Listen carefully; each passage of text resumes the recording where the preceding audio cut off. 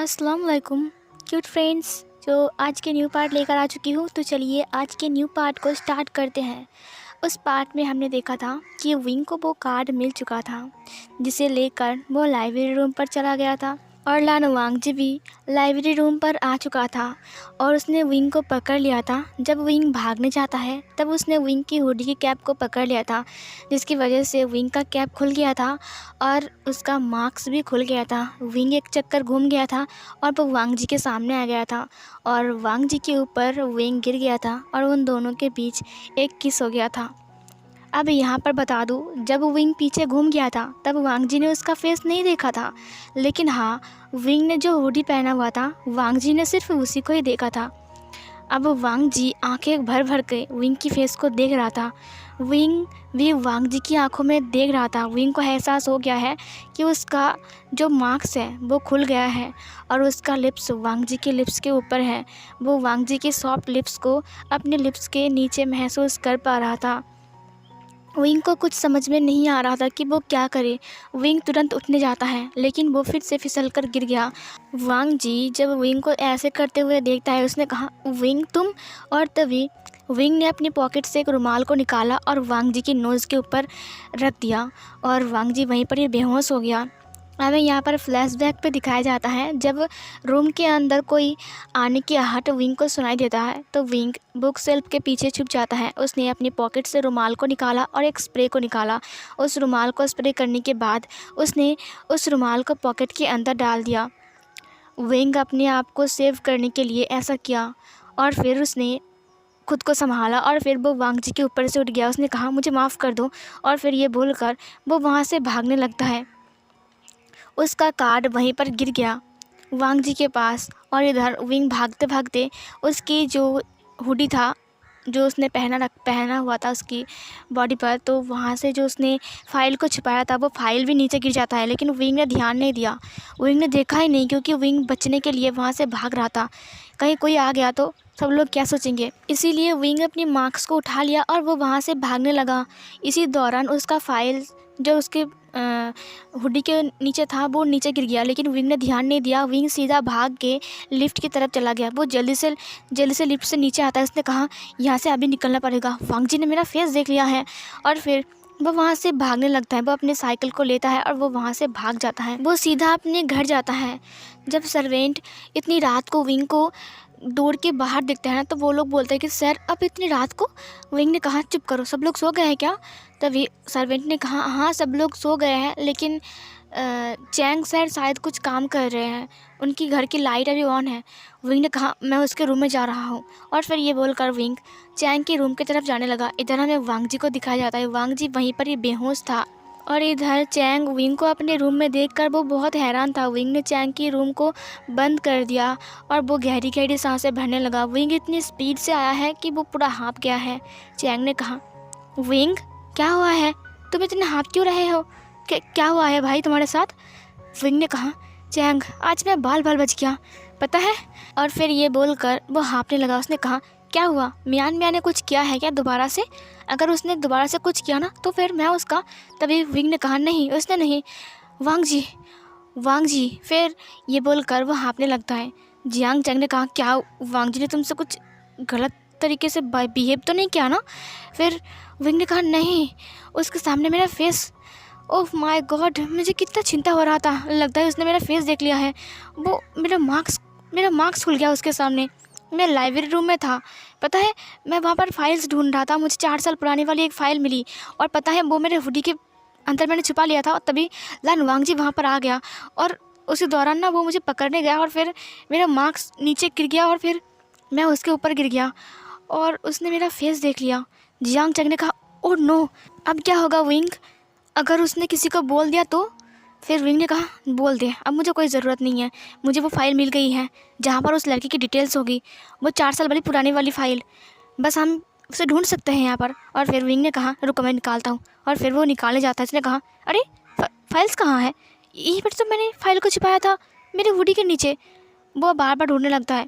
Jiang Chang ने कहा, तुम क्या कर रहे हो? विंग ने कहा, जियांग चैंग विश्वास करो, मैं हुडी के नीचे उसको छुपा लिया था, लेकिन वो कहाँ गिर गया? फिर लगता है वो रास्ते में गिर गया होगा। फिर विंग भागने लगता है, जियांग चैंग भी उसके पीछे पीछे आता है। विंग पूरा रास्ता चेक करता है, वो पूरा हॉस्टल रूम के गेट की तरफ जाता है। उसने देखा कहीं पर भी फाइल कुछ भी गिरा नहीं है। विंग ने कहा ये कैसे हो सकता है, मैंने हुडी के नीचे से छुपा लिया था और मैं साइकिल से आया, अगर वो रास्ते में गिरा होगा तो मुझे मिलना चाहिए। इतनी रात को कौन फाइल उठाएगा। जियांग चैंग ने कहा मुझे लगता है कि अंदर ही गिर गया होगा। विंग ने कहा क्या हम अंदर जाके देखें। जियांग चैंग ने कहा तुम पागल हो क्या, अगर वांग जी को होश आ गया है, तुमने कहा कि तुमने वांग जी को बेहोश कर दिया है, अगर वांग जी को होश आ गया है और उसने तुम्हें देख लिया तो पता ही क्या होगा। विंग ने कहा मुझे लगता है कि उसने मेरा फेस अच्छे से देखा नहीं होगा। और लेकिन एक बात, उसने विंग को देखा है, मो को नहीं। जब उसने मुझे देखा तब मेरा मास्क खुल चुका था, यहाँ तक कि मेरी हुडी भी खुल चुकी थी। तो उसने विंग को देखा है, मुझे नहीं देखा है। अगर मैं जाऊँगा तो फिर जियांग चैंग ने उसके हाथों को पकड़ लिया। उसने कहा तुम अभी घर चलोगे मेरे साथ, क्या क्या कांड करते फिर रहे हो, चलो मेरे साथ। और फिर ये बोलकर जियांग चैंग उसे खींचते हुए घर की तरफ ले जाने लगे। वो दोनों पैदल ही गए थे, इसीलिए वो दोनों चलकर ही घर आते हैं। विंग ने कहा मेरे पैरों में दर्द हो रहा है। फिर जियांग चैंग ने कहा विंग ये लो पानी पी लो। उसने विंग को पानी दिया। उसने कहा अब बताओ क्या हुआ था। विंग ने सब कुछ बताया कि क्या क्या हुआ था। फिर जियांग चैंग ने कहा अगर उसने तुम्हें देख लिया है तो फिर वो तुम्हें आसानी से पहचान जाएगा। विंग ने कहा वो कैसे पहचानेगा मुझे। जियांग चैंग ने कहा उसने तुम्हारा फेस देख लिया है विंग। फिर विंग ने कहा मैंने फेस को छिपा लिया था, लेकिन जब उसने मुझे देखा तब मेरा मास्क और हुडी खुल गया था। अब देखो उसने फेस तो देख लिया है, लेकिन मुझे लगता है कि उसे कुछ समझ में नहीं आया होगा, क्योंकि उतना ज़्यादा अंधेरा था, थोड़ी सी ही रोशनी थी उस कमरे में। और तो और उसने मेरा नाम बुलाया विंग। उसने मो तो नहीं कहा ना, मुझे लगता है कि उसने मुझे विंग समझा है। और वैसे भी मुझे लगता है कि इतने अंधेरे में उसने मेरी हुडी को भी नहीं देखा होगा, इसीलिए शायद उसे लगा होगा कि विंग हो, वो मो नहीं समझता होगा। जियांग ने कहा तुम नहीं जानते हो, वांग जी बहुत चालाक है। अगर उसे पता चल गया है कि तुम वहाँ पर गए थे तो पता है क्या होगा। विंग ने कहा कुछ नहीं होगा, तुम शांत हो जाओ, कुछ नहीं होगा, शांत हो जाओ। जियांग चैंग ने कहा शांत हो जाओ, तुमने एक कांड कर दिया और मैं शांत हो जाऊँ। सुन लो विवू जियान मेरी बात, विंग के बच्चे अब तुम उस हॉस्टल में नहीं जाओगे। अगर वांग जी को पता चल गया कि तुम विंग हो, तुम भी वुजियान हो, पता है क्या होगा। विंग ने कहा नहीं मुझे जाना पड़ेगा, वो फाइल अभी तक वहीं पर ही है और मुझे उसे लाना पड़ेगा। चैंग ने कहा लेकिन उसने तुम्हारा फेस देख लिया है। विंग ने कहा कोई प्रूफ नहीं है कि उसने मेरा फेस देख लिया है, और वैसे भी मैंने उसे तुरंत बेहोश कर दिया था, तो आई होप कि उसे कुछ याद भी ना होगा। जियांग चैंग ने कहा अच्छा अगर याद होगा तो। विंग ने कहा कुछ नहीं होगा, मैं देख लूँगा, तुम चिंता मत करो। जियांग चैंग ने कहा ठीक है, लेकिन तुम कुछ दिन हॉस्टल में मत जाओ विंग, कुछ दिन देखते हैं कि वांग जी तुम्हें भूल गया है या फिर तुम्हें याद रखा है, ठीक है। और हाँ मेरी बात सुनो, सीजी की शादी है 2 दिन बाद, इसीलिए तुम एक काम करो, तुम शादी के बाद ही जाना, कुछ दिन तुम ऐसे ही छुपे रहो, है ना। विंग ने कहा ठीक है तुम्हारा आइडिया अच्छा है, कुछ दिन मैं देखता हूँ, उसके बाद जब मैं श्योर हो जाऊँगा तब मैं जाऊँगा। फिर वैसे भी जल्दबाजी का काम शैतान का होता है, अगर हम जल्दबाजी करेंगे तो शायद मैं पकड़ा जाऊँ। जियांग चैंग ने कहा ठीक है अब चलो मेरे भाई, बहुत रात हो गई है, चलो अभी सो जाओ, ठीक है, नहीं तो अगर अंकल आंटी और मॉम डैड ने देख लिया तो बहुत गड़बड़ हो जाएगी। विंग ने कहा ठीक है चलो। फिर विंग अपने कमरे में चला गया और जियांग चैंग अपने कमरे में चला गया। जियांग चैंग कुछ काम कर रहा था और इधर विंग अपने रूम में बैठा हुआ था। वो फ्रेश होकर आया, उसने अपने कपड़े पहना और फिर वो बेड के ऊपर बैठ गया।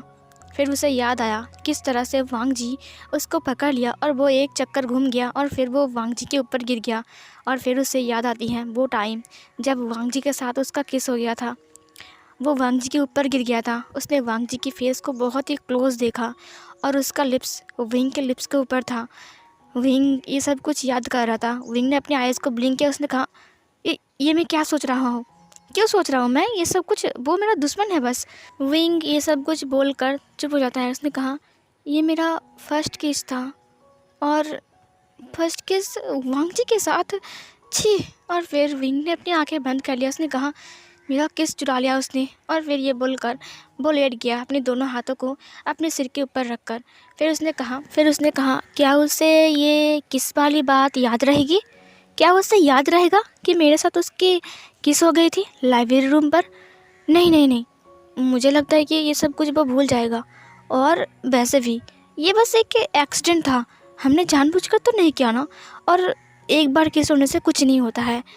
और वैसे भी वो थोड़ी ना मुझसे प्यार करता है, वो तो मुझे पसंद भी नहीं करता है। वो मेरा दुश्मन है, वो मुझसे क्यों प्यार करेगा। और अगर उसे किसके बारे में याद रहा तो मैं उसे बोल दूँगा कि ये सब कुछ मेरी गलती नहीं थी, ये सब कुछ उसकी गलती थी। लेकिन मैं उसे कैसे बोलूँ। वो गॉड प्लीज़ वो सब कुछ भूल जाए। मैं उसके बारे में क्यों सोच रहा हूँ, मुझे नहीं सोचना उसके बारे में। मैं उससे एज में बहुत बड़ा हूँ, भले ही मैं ओमेगा हूँ, लेकिन वो मुझसे बहुत छोटा है। नहीं नहीं नहीं, वो तो बच्चा है अभी भी मेरे सामने। और फिर ये बोलकर वो तकिए को लेकर वहाँ पर लेट जाता है। उसने कहा, लानवांग जी, तुम्हारे बारे में मैं इतना क्यों सोच रहा हूँ। और फिर ये बोलकर वो अपने बालों को खींचने लगता है। उसने कहा, ये सब कुछ तुम्हारी गलती है, चूहे कहीं के चूहे से डरता है। ओ गॉड, मैं क्यों सोच रहा हूँ इसके बारे में इतना।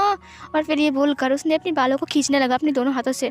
उसने कहा, calm down wing, calm down, शांत हो जा। लानवांग जी, भूल जाओ उसे। किस ऐसा ही हो गया था बस, ये सब कुछ चैंग को बोलने की कोई ज़रूरत ही नहीं है, कोई ज़रूरत ही नहीं है ये सब कुछ बोलने की। फिर विंग चुप हो गया, वो गड़बड़े बदलता है। उसने कहा, मैंने उसे लाइब्रेरी रूम पर बेहोश कर दिया और मैं उसे वहीं पर ही अकेला छोड़ आया। वो अभी क्या कर रहा है। वो वहाँ से बाहर निकला, उसे होश आया, या फिर अभी तक वो वहीं पर ही बेहोश है। मैंने बहुत गलत कर दिया, लेकिन मैं क्या करता। उसे कौन कहा था आने के लिए, वो अचानक के अंदर आ गया और उसके साथ, छी कितना गंदी बात है ये। और फिर ये बोलकर उसने बेडशीट को अपने हाथों से रब करते हुए कहा, लानवांग जी, मैं नहीं सोचूंगा तुम्हारे बारे में, तुम मेरे दुश्मन हो, तुम परे रहो उस कमरे में, मुझे क्या। और फिर ये बोलकर उसने अपनी आंखें बंद कर लिया। सीन यहाँ पर कट हो जाती है। हमें लानवांग जी को दिखाया जाता है, जिसे एक चेयर में बैठाया गया था। लानवांग जी को होश तो आ गया था, लेकिन वो बहुत ज़्यादा खोया हुआ था। उसने कहा, मो, विंग विंग, मो, ये सब क्या हो रहा है। उसके दोस्त ने कहा, क्या हुआ, क्या हुआ लानवांग जी। उसने कहा, क्या मैंने विंग को देखा, या फिर वो विंग नहीं था, मैं बस विंग के बारे में सोच रहा था, या फिर मैंने मो को देखा। कोई अल्फ़ा इतने खूबसूरत कैसे हो सकता है। अगर वो विंग नहीं होगा, अगर वो मो ही होगा, तो कोई अल्फ़ा इतना खूबसूरत कैसे हो सकता है। उसका फेस कितना खूबसूरत था, उसका लिप्स कितना सॉफ्ट था, वो मेरे ऊपर था। ये सुनकर उसके दोस्तों ने कहा, क्या ये पागल हो गया है, ये बड़बड़ा क्यों रहा है। उसके दोस्तों ने कहा, वांग जी, तुम रात को लाइब्रेरी रूम पर क्यों गए थे और वहाँ पर बेहोश, तुम वहाँ पर सो गए थे क्या, यहाँ पर बेहोश हो गए थे। वांग जी ने कहा, मुझे पता नहीं है, वो आया, मेरे ऊपर गिर गया और फिर किस हो गया। वो कौन था, क्या वो विंग था। लेकिन विंग लाइब्रेरी पर क्यों आया था, विंग तो हमारे कॉलेज में भी नहीं पढ़ता है। आखिर वो विंग वहाँ पर क्या कर रहा था, बताओ राव। राव ने कहा, क्या हुआ है वांग जी, तुमने किसको देखा। वांग जी ने कहा, मुझे कुछ दिखाई नहीं दिया, बस उसकी फेस दिखाई दिया, वो विंग था, उसने मुझे किस किया। राव और बाकी सारे दोस्त हंसते हुए कहा, तुम पागल हो क्या, विंग और लाइब्रेरी रूम पर क्या करेगा, तुम्हें किस करने के लिए आएगा क्या वो। वांग जी ने कहा, मैं सच कह रहा हूँ, मैंने उसे देखा, बस मुझे कुछ याद नहीं आ रहा है। मुझे बस इतना याद है, वो विंग था, वो मेरे ऊपर गिर गया और हम दोनों के बीच किस हो गया। ये मेरा फर्स्ट किस था। और ये बोलकर उसने अपने लिप्स के ऊपर अपने दोनों हाथ को रखते हुए कहा, ओह नो, ये तो विंग ने ले लिया। उसके दोस्तों ने एक दूसरे की तरफ देखा। उन्होंने कहा, क्या वांग जी पागल हो गया है, तुम्हें क्या लगता है, क्या हमें इसे डॉक्टर के पास ले जाना चाहिए, देखो कैसे बरबरा रहा है। उसने कहा, मैंने विंग को देखा, विंग मेरे पास था, वो मेरे ऊपर गिर गया, मैंने उसे किस भी कर लिया। विंग, तुम्हारा लिप्स बहुत सॉफ्ट था। राव ने कहा, मुझे लगता है कि वांग जी सच में पागल हो गया है, चलो ना डॉक्टर के पास जाते हैं। फिर यहीं पर ये सीन कट हो जाती है। हमें विंग को दिखाया जाता है। विंग अपने घर में था और अपनी कोट को पहनकर नीचे आ रहा था। उसने अपने शिजिए को सामने देखते हुए कहा, शिजिए, मैं कैसा लग रहा हूँ।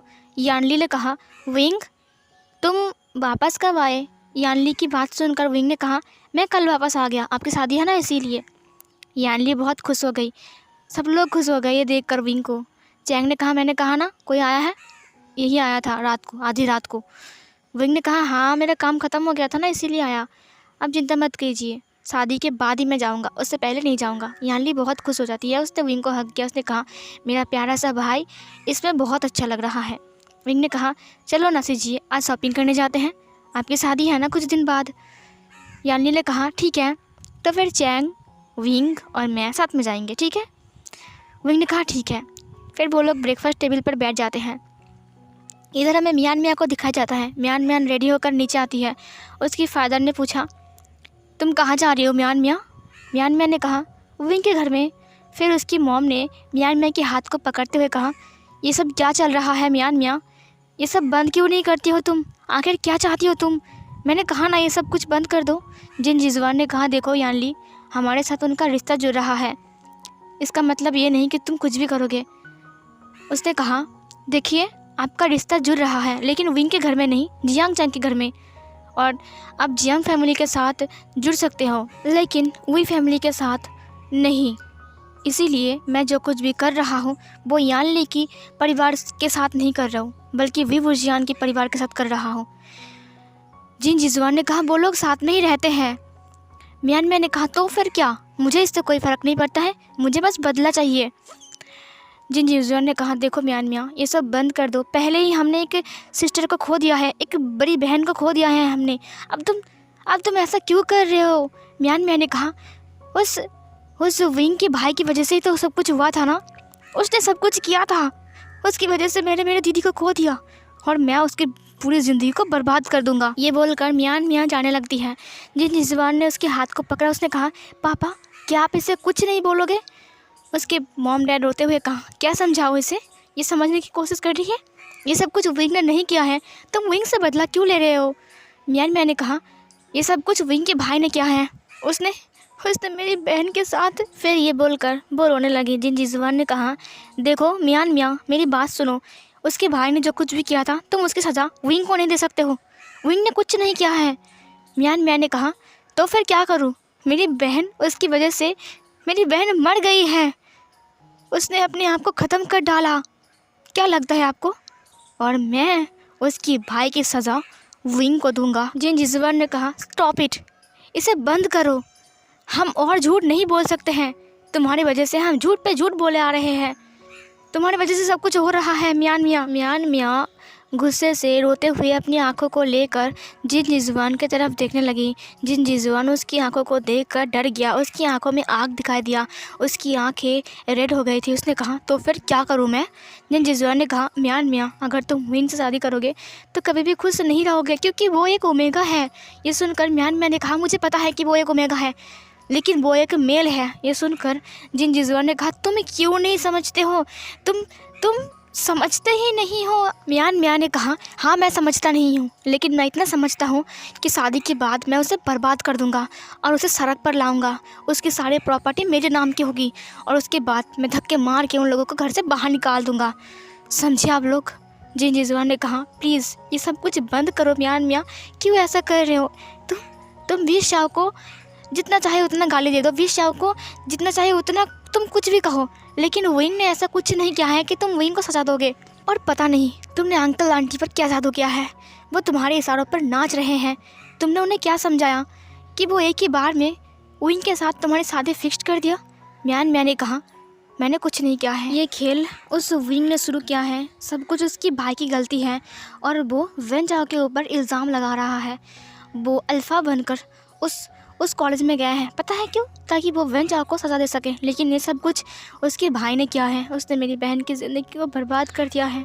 और हाँ, एक बात मैं आप सबसे कह दूं, जब तक विंग के साथ मेरी शादी ना हो जाए, अगर आप लोगों ने अपना मुंह खोला या फिर शादी को तोड़ दिया तो फिर बहुत बहुत बुरा होगा। आपको पता है ना कि मैं क्या कर सकता हूँ। फिर ये बोलकर मियान मियाँ वहाँ से चली गई। जिन जिजवान ने अपनी डैड की तरफ देखा, अपनी मॉम की तरफ देखा, उसने कहा मुझे शक हो रहा है, कहीं इसने अंकल आंटी को ये तो नहीं कहा है ना कि ये एक अल्फ़ा है। जिन जिजवान की बात सुनकर उसकी मॉम ने कहा नहीं ऐसा नहीं हो सकता है। जिन जिजवान ने कहा ऐसा हो सकता है, फीमेल अल्फ़ा भी होते हैं, लेकिन वो बहुत कम होते हैं। अगर मियान मियाँ ने ऐसा कुछ कहा है तो फिर ये तो बहुत गड़बड़ हो जाएगी। ये सुनकर उसके डैड ने कहा नहीं ऐसा कुछ नहीं हो सकता है, हम विंग की ज़िंदगी ऐसे बर्बाद नहीं होने दे सकते हैं, हमें उसे रोकना पड़ेगा कुछ भी करके। जिन जिजवान ने कहा सही कहा आपने। फिर यहाँ पर ये वाला सीन कट होती है, हमें विंग, यान ली और जियांग चैन को दिखाया जाता है। वो लोग शॉपिंग करने के लिए बाहर आते हैं। वो लोग गाड़ी में बैठने वाले होते कि वहाँ पर म्यान मियाँ आती है। म्यान मियाँ ने कहा विंग। ये सुनकर विंग तुरंत म्यान मियाँ की तरफ देखते हुए कहा तुम यहाँ पर क्या कर रहे हो। म्यान मियाँ ने कहा मैंने सुना कि तुम घर आ गए, इसीलिए मैं तुमसे मिलने आ गया। म्यान मियाँ ने जब ये कहा तब विंग ने जियांग चैन की तरफ देखा। उसने कहा तुमने। जियांग चैन ने कहा आई एम सॉरी, उसने सुबह कॉल किया था तो मैंने बता दिया। फिर इधर म्यान मियाँ आकर विंग के हाथों को पकड़ के उसके साथ चिपक के बात करते हुए कहा विंग तुमने मुझे फिर से इग्नोर किया, अब मैं फिर से रोने वाली हूँ। विंग ने कहा मैंने तुम्हें इग्नोर नहीं किया है, मैंने तुम्हें बताया नहीं कि मैं घर आ गया हूँ, इसका मतलब ये नहीं कि मैंने तुम्हें इग्नोर किया है। म्यान मियाँ ने कहा तुम लोग कहाँ जा रहे हो। यान ली ने कहा हम शॉपिंग करने जा रहे हैं। म्यान मियाँ ने कहा अरे वाह मुझे भी जाना है। विंग ने कहा तुम्हें क्यों जाना है। म्यान मियाँ ने कहा मैंने कहा ना मुझे जाना है। विंग ने कहा नहीं तुम नहीं जाओगे। यान ली ने कहा विंग प्लीज़। यान ली की बात सुनकर विंग चुप हो गया। यान ली ने कहा चलो तुम हमारे साथ चलो। यान ली की बात सुनकर म्यान मियाँ खुश हो जाती है और फिर वो गाड़ी के अंदर बैठ जाती हैं। इधर हमें सीन कट होकर वांग जी को दिखाया जाता है। वांग जी कुछ सोच रहा था, वो सिर्फ विंग के बारे में सोच रहा था। विंग लाइब्रेरी में कैसे आया, ये सब कुछ क्या हुआ, कैसे हुआ, ये सब कुछ ही सोच रहा था वांग जी। तभी वांग जी के पास उसके अंकल का कॉल आता है। अंकल लानचरण ने कहा वांग जी सिचैन का कॉल नहीं लग रहा है, इसलिए तुम्हें कॉल किया मैंने। भाई को बोल देना कि यान ली की शादी फिक्स हो गई है और जियांग फैंगमियान ने हमें इनवाइट किया है, इसीलिए हम कल जा रहे हैं, तो तुम और सिचैन आज ही घर आ जाओ ठीक है।